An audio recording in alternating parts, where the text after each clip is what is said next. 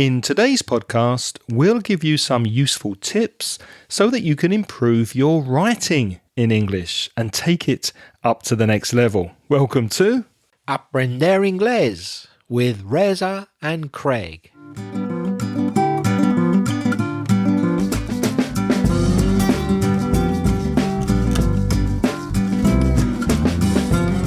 Hello, and if you're a new listener to the podcast, you're very, very welcome. My name's Craig. And my name's Reza. And with over 50 years of teaching English between us, we're going to help you improve your English and take it to the next level. How are you, mate? I'm feeling very well, thanks. We've recently just had a coffee to perk us up. This is the third episode that we're recording today.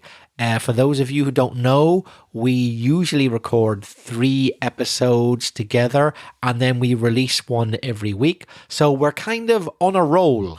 On a roll is when you've been doing something for a while and then you're getting like better and better and it's coming easier. I feel I'm on a roll. What about you? I'm definitely on a roll, and I think a lot of credit for that energy peak, as you said, was due to the lovely coffee that you made and the excellent biscuits that we had for our break. So thank you.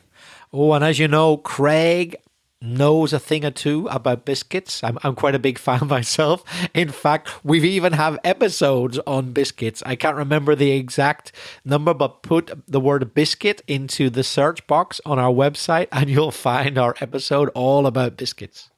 Now, first this week, we want to say that we've received an email from friend of the show, Max, from Argentina.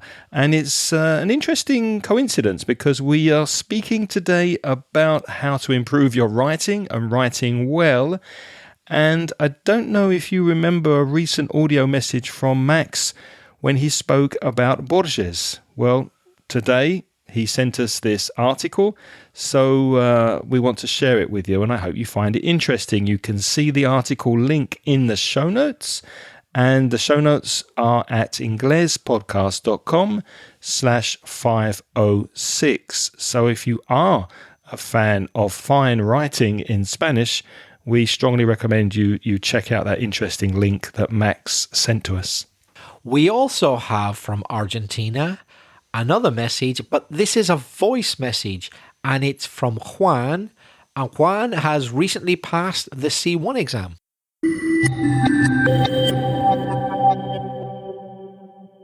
Hi Reza, hi Craig. This is Juan from Argentina. I wanted to reach out to you both to let you know how much I appreciate your work. I am over the moon today because I received the result for my C1 CA exam, and not only have I passed, but I was even 1 point away from getting a C2 mark, so I couldn't believe it. I bumped into your podcast last year while looking out for extra tips and lessons for the exam, and listening to your content has undoubtedly stood me in good stead. I've been studying English on and off for many years, and the material you provide to us is priceless. Someday I would even love to take lessons with you. My weakest mark in the exam was in the writing paper, and I would like to ask you if you have some piece of advice on how to practice writing skills without a teacher giving me feedback. And I don't know, is there a way to train writing skills apart from the traditional way, so to speak? Anyway, thanks again and have a great year.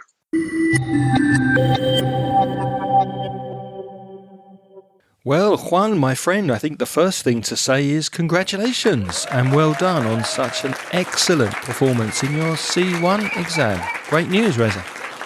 Wow, what a fantastic mark. Just 1 point away from the equivalent of C2. Maybe not all the listeners know this, but when you do a Cambridge exam, if you get a really, really high mark, they put on the certificate that your level is actually equal to the next level up. So if you do a C1 exam and you get a really high mark, it might be high enough so they say that you would have passed a C2. Fantastic one. Can I say that I'm impressed by everything you did, particularly your pronunciation and your turn of phrase? The vocabulary, the collocations you use are clearly a C1, if not a C2 level. Well done. Yeah, expressions like over the moon and the podcast has stood you in good stead. Some fantastic expressions there. And to study on and off. To study on and off is to study maybe inconsistently. So you start and you stop and you start again. You're studying on and off. Now, Juan's question was, I think specifically, how can I improve my writing without the help of a teacher? You can, although I want to just first point out that it is useful if you have a teacher or at least a native speaker who can help you. That's the ideal thing to do, but you might not have anyone, or you might not be able to get in touch with someone to do that. But it is a good idea if a native speaker, specifically, hopefully a teacher, can help you. But there are ways that you can improve on your own as well. Yeah, it's such a shame, Reza, isn't it, that we don't really know anyone that could possibly help Juan with his writing, or anybody listening, because, you know, if you knew of any private teacher with a lot of experience who specializes in preparing people for exams and the writing paper, does anyone remotely come to mind? Have a think for a minute. If only I knew. If only I knew of teachers with some experience. Oh, let me think. Hey, wait a second. Don't you do that? Oh, yeah, that's right. Yeah, and I've heard that you've even dabbled from time to time. Dabbled, yes. I've dipped my toe into the Cambridge water. In fact, as you know, Craig is the creator of the Mansión Inglés and has written several books and teaches courses. So why not, Juan, get in touch with someone like Craig or even me to help you out? Craig, what could you do for Juan? Well, I've got to be perfectly honest. I would definitely send Juan to you or anybody looking to study for C2 and actually C1 as well. I mean, most of my exam preparation has been for B2, although I am preparing a couple of students to take the C1 exam. But I think your professionalism and your expertise in that area of the higher level exams, C1 and C2, especially for writing, then I would definitely recommend you as a private tutor. I tend to focus these days more on speaking and conversation. So if you're interested in joining a group of students, not one-to-one, but a group of students, and focusing more on speaking, conversation, having discussions, debates, role play activities, and even a presentation at the end of the course, then that's what I am doing at the moment and really, really enjoying it. So if you want to do that, focused on speaking, send me an email to Craig, Craig, @inglespodcast.com. And Reza, people wanting to work with you, where should they write to? You could send me an email at belfastreza@gmail.com.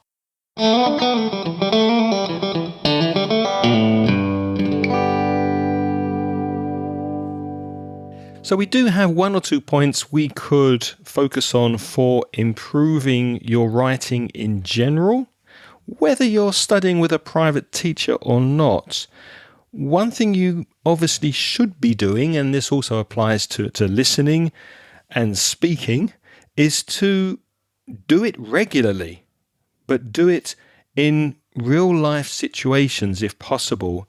So in this case, write a lot in a variety of genres and styles. And that means not only informal messages to someone you know who happens to be an English speaker, but that means practicing different registers, writing to different people for different purposes and reasons. So in the same way that we suggest listening to lots of different listening sources, we also recommend writing different styles when you're practicing writing. Yes, even be creative. Why not write a poem? Why not write a story? Okay, maybe it won't be a novel, but a short story. Poetry, story, try it. It may not be the best poetry in the world, let's be honest, but just the fact that you forced yourself to do it will probably help you keep your knowledge of English, particularly your vocabulary, at a really high level. So why not try to write something creative? It doesn't all have to be factual writing. Although, yes, let's be honest, the majority of what we write is factual. But particularly at higher levels, to try and be creative makes you think of things like, lesser used adjectives, interesting collocations, or just simply phrases that sound poetic. It's a very useful skill, particularly for higher levels. Absolutely. And you might be thinking, well, what sort of things should I write about? Well, we suggest focusing in on your hobbies and your interests. I mean, there's nothing worse sitting down and writing about physics and mechanics if that's the last thing you're possibly interested in. So what are your hobbies? What do you like to do? Then go out onto the internet and look for Facebook groups, look for blogs, look for any forums online that focus on your interests and hobbies, and start writing, start contributing, start sending messages and writing comments focused on what you're interested in. And why not start a blog yourself? It's quite easy these days to start your own blog, and then you're writing blog posts based on your hobbies and your interests. Yes, and the great thing about blogs is hopefully you'll get followers, so then you get to reply to them.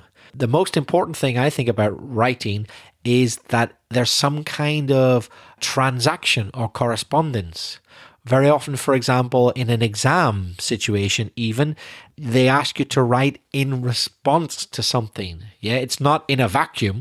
So you might be asked to write an email in response to an inquiry about certain information and you work in a company, or vice versa. You may have seen an advertisement for a job and you're asking for further information. So on a blog post, you get this automatically. You get people following you. They like or don't like you. They write comments. So you get to transact. You get to reply to them. One of the best ways of improving your writing is to read a lot. Now that might sound a bit strange. You might be thinking, hey, Craig, why would I want to read in order to improve my writing? Well, if you're reading, then you are taking in and learning different vocabulary, collocations, different ways of manipulating and changing the language for effect. And when you find a writer, an author in English that you really like, start to analyze the way they're writing. Why do you like that particular author? For example, one of my favorite authors is Ernest Hemingway. And I often ask myself, why do I like this so much? It's because he writes very simple, very direct English. And another favorite writer of mine is Bill Bryson. And it's because he's quite funny and quite amusing. And the way he uses English makes me laugh. So when you analyze and focus on the reason why you like the writing, that will help you to improve your writing. Now, focusing on the word better in the title of our episode, how to write better English, not just to write, but to write better English, I would say it's very important to bear in mind that if you're writing in reply to something, for example, instructions, or in reply to another person's correspondence, make sure you address all the relevant points and answer any questions or doubts. In other words, you don't get to write just anything you want when it's in reply to something. You need to address the points. You need to address what the other person wants you to talk about. That's as relevant in real life as it is in a Cambridge exam. In a Cambridge exam, if they ask you to talk about A, B, and C, you have to write A, B, and C. Don't write about D. They didn't ask you about that. They asked you about A, B, and C. And if you don't do that, the reader will not be impressed. So always plan what you're going to write, and it's planned around the situation. So you've got to address the points, plan what you're going to write before you write that final version. If you're not sure about the content, well, what exactly am I going to write? Well, to generate content, ask yourself questions. Ask yourself, what do I need to write about? Are we talking about a particular situation? Why am I writing this? Where am I talking about? Who, when, how? Think of question words. Yeah, what, where, when, who, what? And try to generate content around that to make sure you address all the relevant points. In other words, always be aware who the target reader is. Who's supposed to be reading this thing that you're writing?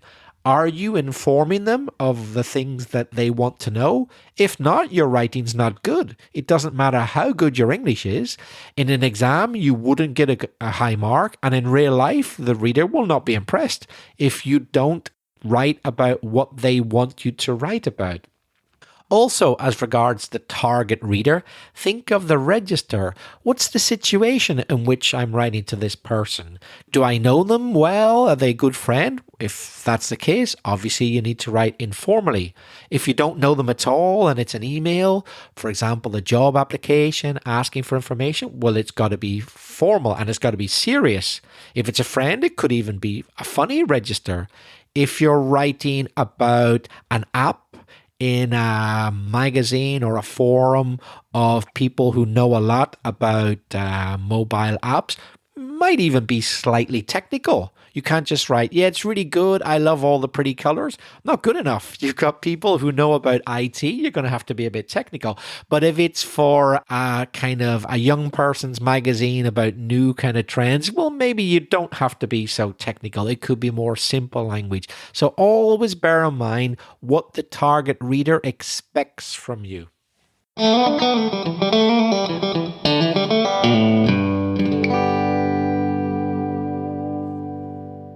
Reza, I've got a question for you.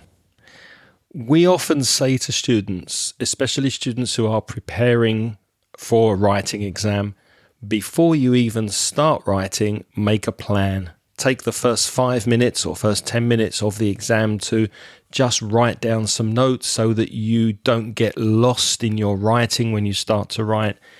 Do you do that when you write? Do you think it's good advice? In real life, I must admit, sometimes I don't if it's an email or something like that, which is going to be quite short. But for other things, yes, I do. I do plan. Yeah. What about you?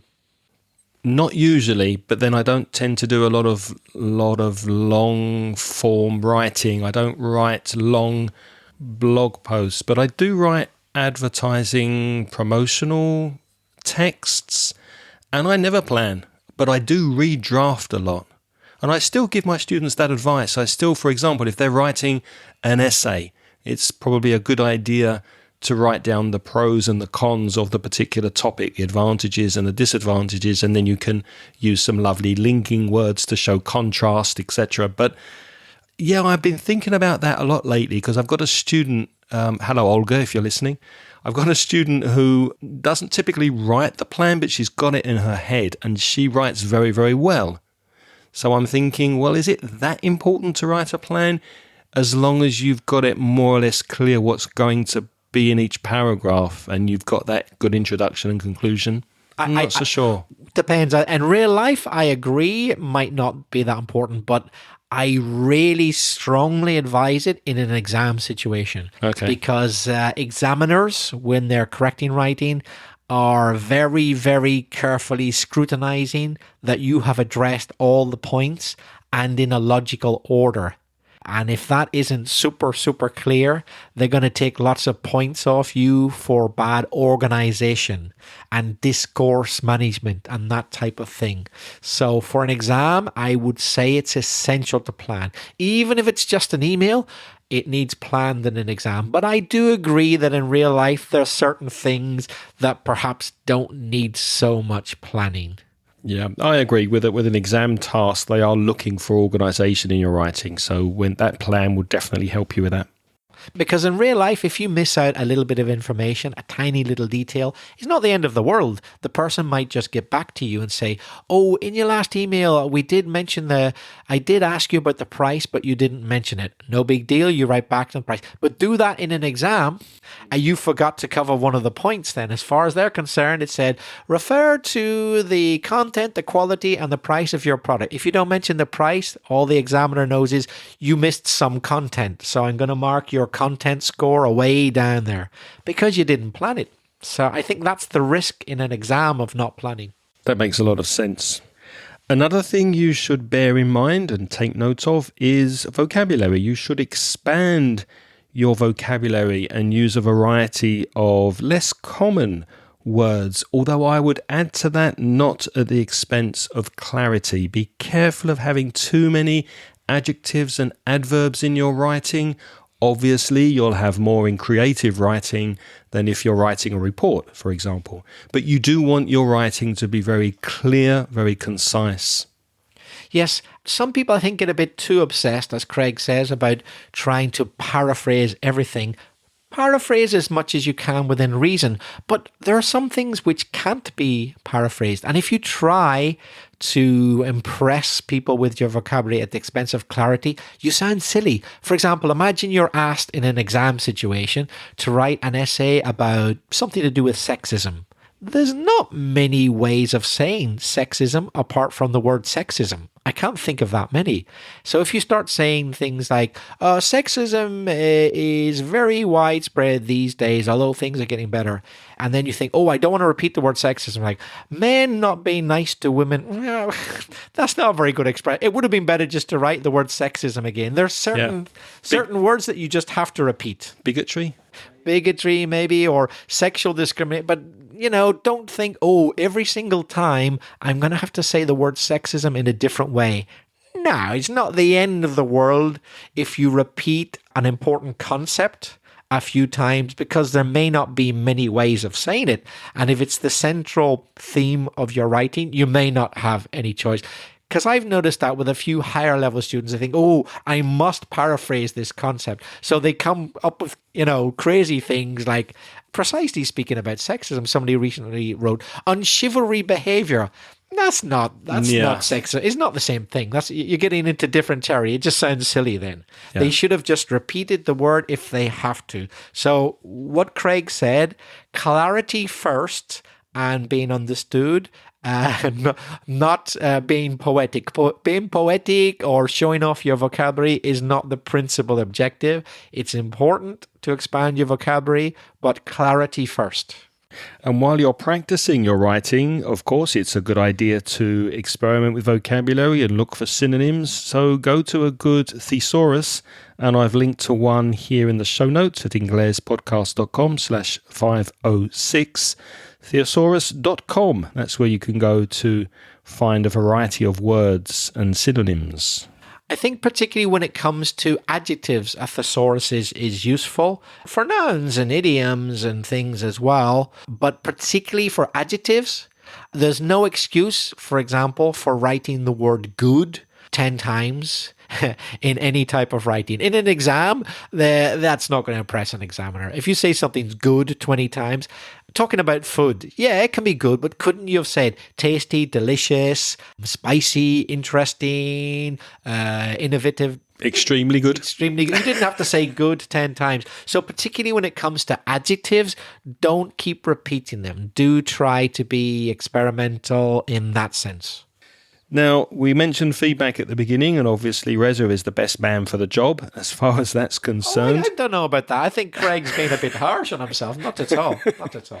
But obviously it's a good idea to get some feedback to help to guide you on your writing journey. If you don't have the financial resources, or you don't happen to know anyone who can help you with that, then you could go to AI and use some AI, some artificial intelligence tools to help you and help you to perfect your grammar and help you to proofread your writing. If you proofread something, then you're reading it to find mistakes, to improve it, to maybe find a better way of saying things on paper. And also, of course, you want to check your spelling and your punctuation. I like Grammarly very much. There's a free version and a paid version. So go to grammarly.com for information. It's a little add-on program that sits on your computer and just gives you an elbow in the ribs if you've made a grammar or a phrasing error, or if you have made a spelling mistake, it will tell you. Don't rely on these AI tools, though. Make sure you've got a notebook and pen next to you so that when you find the mistake that you've made, you can make a note and use your list to refer back to as you're writing, because especially if you're studying for an exam, you're not going to have that AI friend on your shoulder. You're going to have to use and rely on your brain. Another AI tool I'd recommend is ChatGPT. I'm sure most of you have heard of that. There's a link in the show notes to where you can find it. It's openai.com.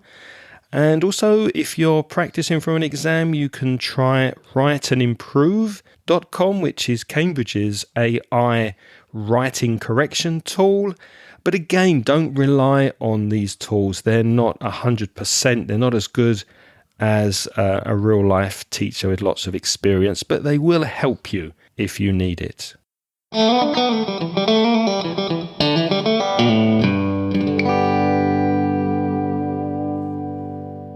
As well as using AI to help you edit and correct your material, edit yourself. Don't depend on AI. So edit and revise your writing with a very critical eye. So be sure to modify or omit unclear or unnecessary phrases. Don't write something if you don't really need to write it. That goes for real life as well as an exam. In fact, even more so in an exam, I would say. Writing less, but including all the information is much harder and takes more effort than using lots of words. In fact, it's not a coincidence that in a C2 exam from Cambridge, proficiency, one of the questions, the obligatory writing question, is a summary essay. They give you 2 texts and you have to summarize the information in an essay in your own words. That doesn't appear in C1 or lower levels because it's bloody hard to do. It's much easier to use lots of words to summarize or describe something than to do it equally well, but with fewer words. Now, that's a skill. That's not easy to do at all. So if you can use fewer words, but get all the same information in there, your writing is good. I think that's probably why Craig and myself were fans of Ernest Hemingway. He does that. He gets a heck of a lot of information into his writing with not that many words. He just uses the words he needs to use, and it's a style that I like. And certainly in non-fiction, it's the style that you should be aiming for. An examiner or in real life, a target reader will get bored if you put in too many unnecessary phrases. They will not be impressed. So keep it down to what needs to be there, but concise. Lots of information, but not many words. And as Hemingway famously said, this quote, "I would have written a shorter letter to you, but I didn't have time." So you really have to think of how to say something effectively in a very, very limited number of words. Other things you could do to improve your writing? Well, try and develop a regular writing routine or habit. Now, that could be in an English diary or just a general diary, a general journal of your life. A good friend of mine here in Valencia, Sheila, she organises a diarying group in Valencia once a week. People meet in a cafe, and she has these cue cards that are quite deep, probing, interesting questions. And then you sit there at the table writing for about 10 minutes, and then you share your writing if you want to. You say what you've written. Now, you can look for those kind of groups on meetup.com, or you could start your own group in your area. You meet in a cafe, you think of some interesting questions, you sit together and write. And then you share your thoughts or you don't share your thoughts. But that idea of working together and writing together is very powerful. And I think another useful thing is simply to make writing a habitual thing. Make it routine. So whatever or wherever you write, be it a diary, a journal, a blog, a forum, whatever, try to do it in a routine way. For example, if you're lucky enough to be free every Sunday, you don't work, say to yourself, okay, every Sunday for at least an hour, I'm going to write in English. Try to make a routine out of it. Remember not to confuse writing with speaking. We very rarely write a language the way we speak it.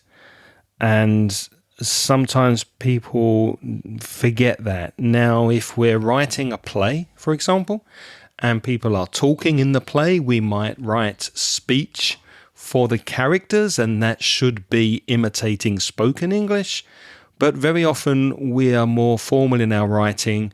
Even when we're talking to a friend, we're not writing exactly as we would be speaking to that friend if we're sitting opposite from them.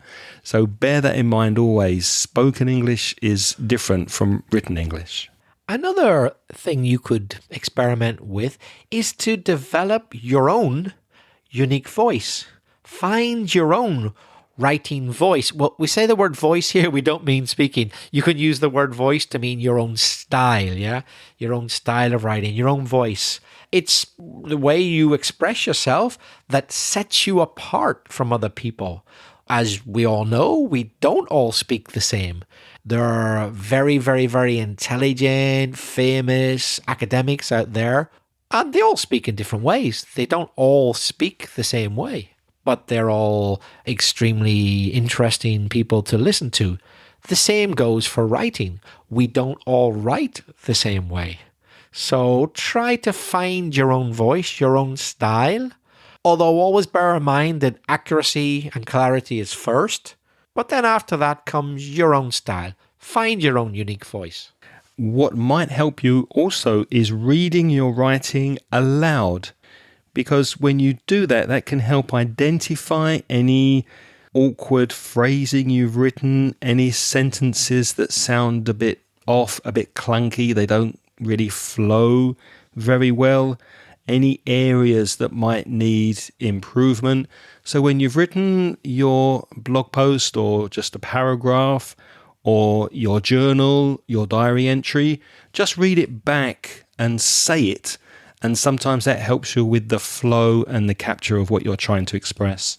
This happens to me as well in English. I also do it in Spanish to check when I'm writing in Spanish, but even in my own language, and I spent quite a few years teaching people how to write, I don't notice a mistake until I read it back to myself. I have to actually read it out and I realize, it just doesn't sound good. That's not right. But do you read it in your head or do you say it? Sometimes I even read it out loud. I kind of murmur the words a bit like this, dear blah, blah, blah, I'm writing to you in reference to, I kind of... Under your breath. Under my breath, murmur the word. And it's only then that I identify some mistakes that I just didn't see when it was on paper, even in my own language. So obviously, even more so in a foreign language. How effective do you think rhetorical questions might be? That's a good question. In fact, Craig has just asked me a rhetorical question.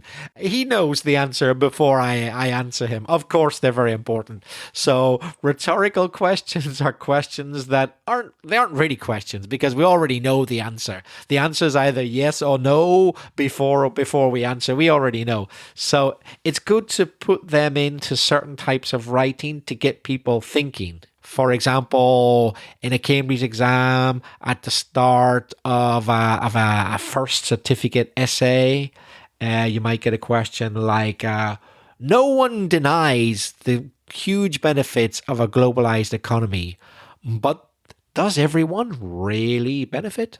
So already there, you've got a rhetorical question. We all know the answer is, yeah, perhaps not everyone. We kind of know the answer before, but it just gets us thinking about the topic. So rhetorical questions are a very good way to engage the readers, to get them thinking about the topic right from the start. Absolutely. That's a very good technique. Now, Reza, I think that life is like a rocking chair. It keeps you busy, but it doesn't get you anywhere. Oh, very good. What's that? You said life is like a rocking chair? Yes. Well, if I hear the word like there and Craig's comparing two things, then he's using a simile. S-I-M-I-L-E. A simile is a metaphor. So you talk about one thing, but you're really using it to demonstrate another. But if you use the word like, so you're making it very clear that you're comparing these things, it's a simile. So a metaphor and simile, more or less the same thing, but similes have the word like, whereas metaphors don't necessarily have the word like. For example, idioms are essentially metaphors. If I say to you, oh, I feel under the weather, it's not like raining on me or snowing or anything like that. What I'm saying is I don't feel very good, because when there's bad weather around you, you don't feel very good. So it's essentially kind of a metaphor. But I didn't use the word like. So if you use the word like, it's a simile. If you don't use the word like, it's a metaphor, more or less. Would you agree? Yeah, I would agree. And all of these literary devices, idioms, metaphors, similes, they help to breathe a little life and diversity into your writing, but please use them sparingly. Don't have 3 or 4 idioms in the same sentence, please.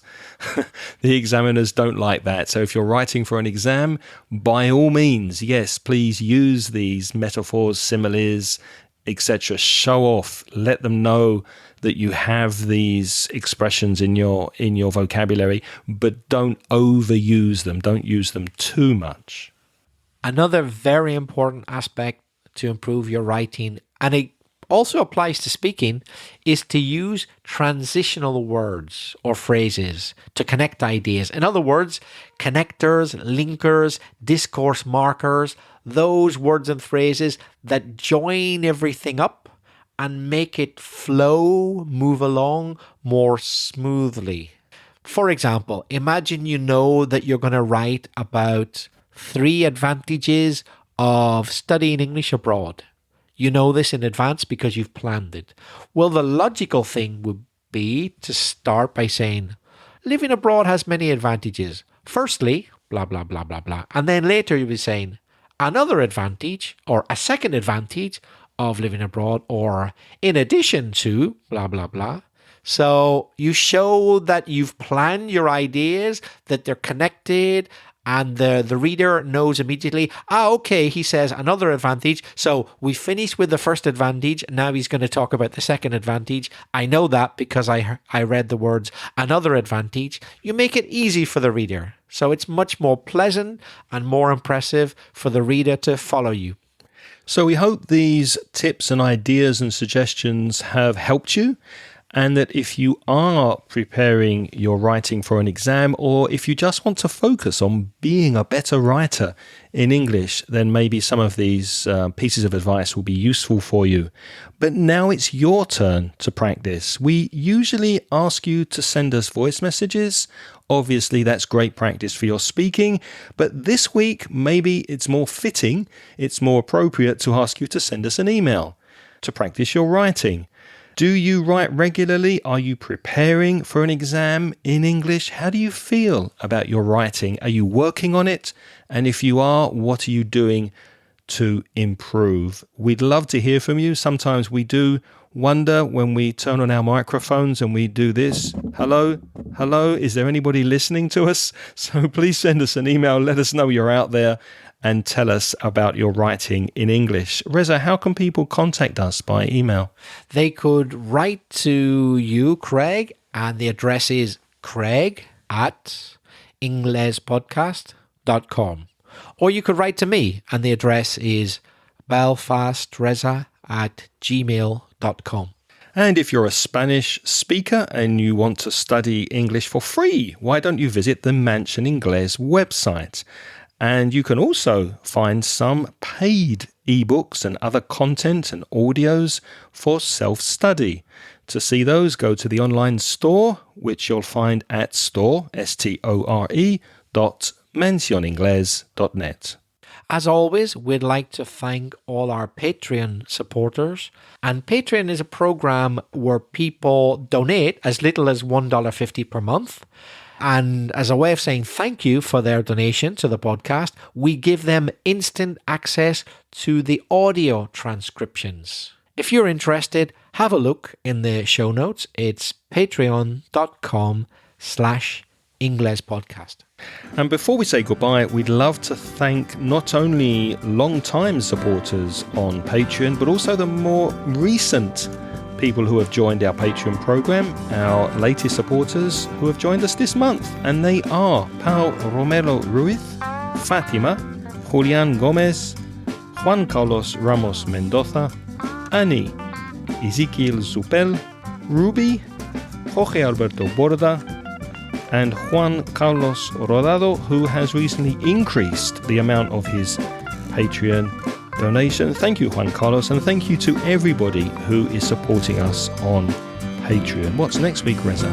I have to say, I've no idea, Craig. What are we going to talk about in the next episode? Well, I have no idea either, so you're just going to have to listen next week when there will be an episode for you. And if you have an idea, then please send us a message and let us know. But until next week, thank you for listening. This time, it's goodbye from me. And it's bye-bye from me. The music in this podcast is by Pitts. The track is called See You Later.